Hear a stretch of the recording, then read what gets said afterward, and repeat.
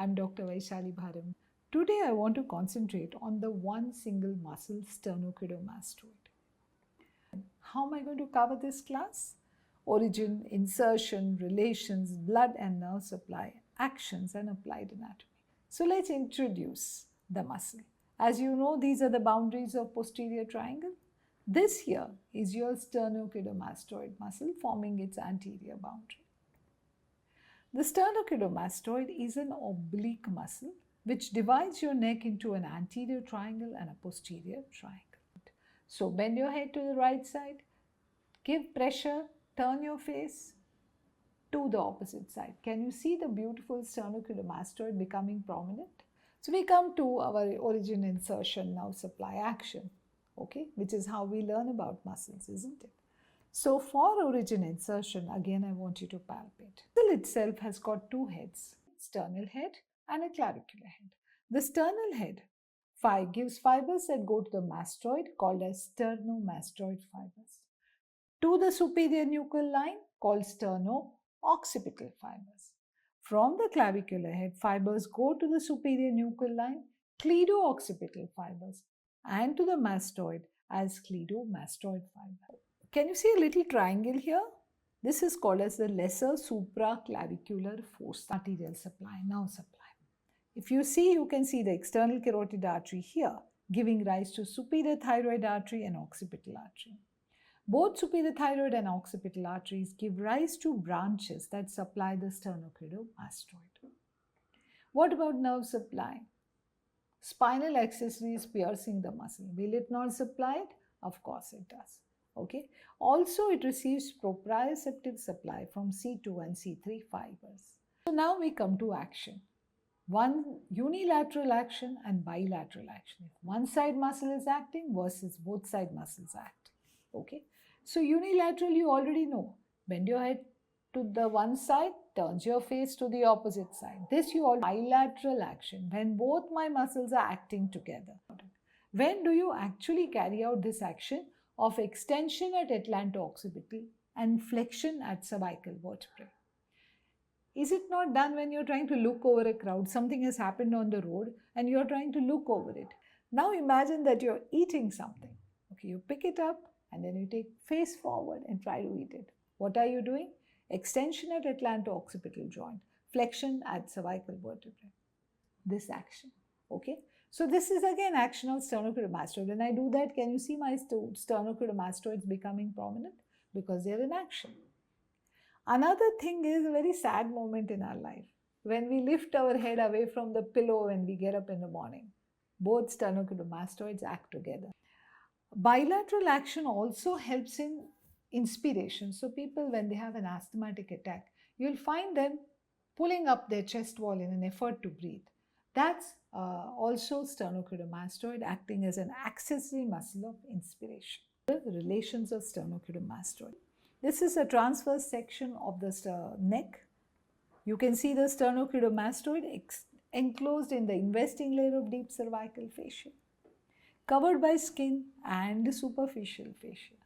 The superficial fascia here contains platysma, external jugular vein, four cutaneous nerves.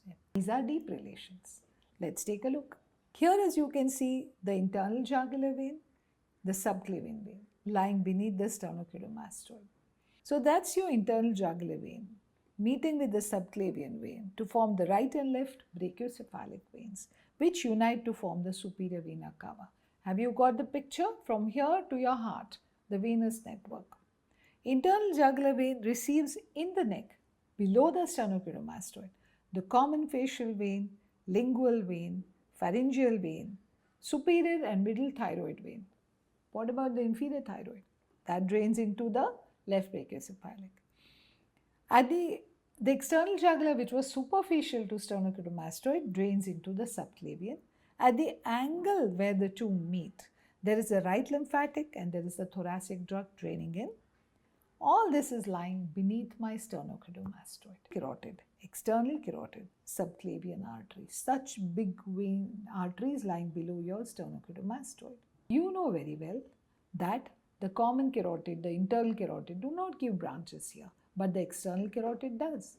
So beneath the sternocleidomastoid, you find the external carotid, which gives rise to ascending pharyngeal, superior thyroid, lingual, facial, and the occipital artery. What about the last three?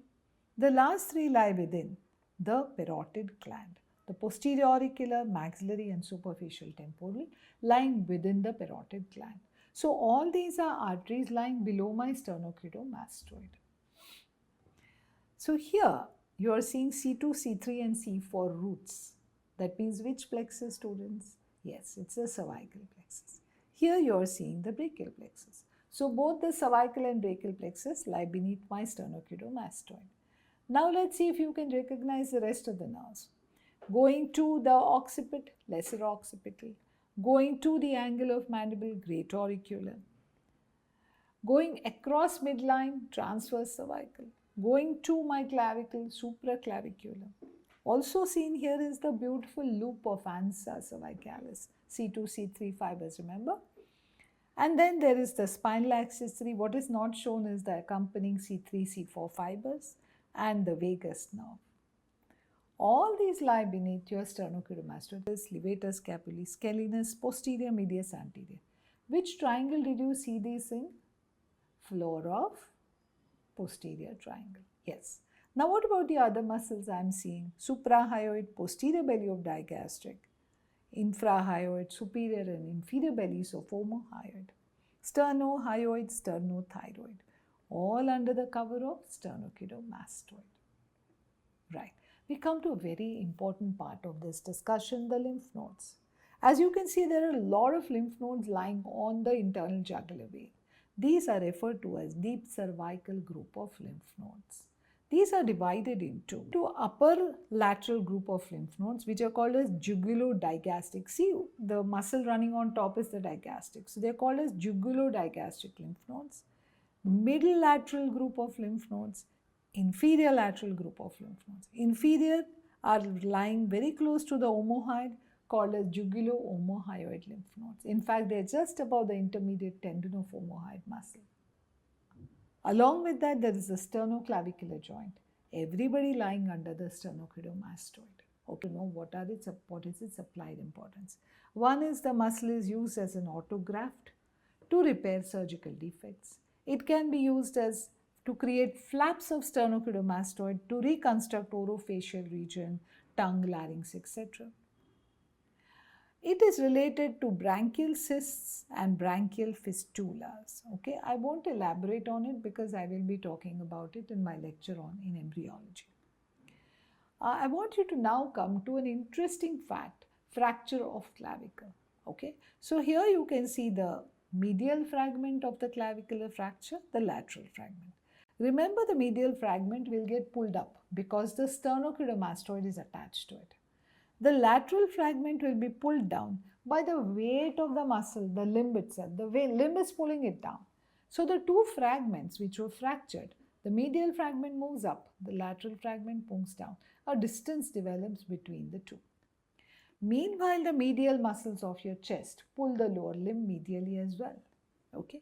So now the two fragments are dissociated, are separated from each other. What you do is you align them and then you give a sling to the patient. The moment the sling is there, the weight of the limb stops pulling the clavicle down, allowing for alignment and healing. Okay, that's again a surprising role of sternocleidomastoid in some fracture, clavicular. Right, we now come to another very interesting fact. Sternocleidomastoid has got a protective role. How is it protective? Now, if somebody is trying to cut off his own throat for committing suicide, when the moment they extend their neck, all the great vessels go deep.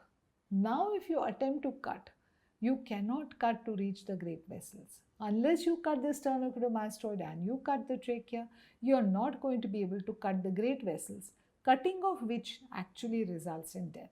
Okay, so that's the protective function of sternocleidomastoid. If you're enjoying this lecture, do please like, share and subscribe to my channel and hit that bell icon.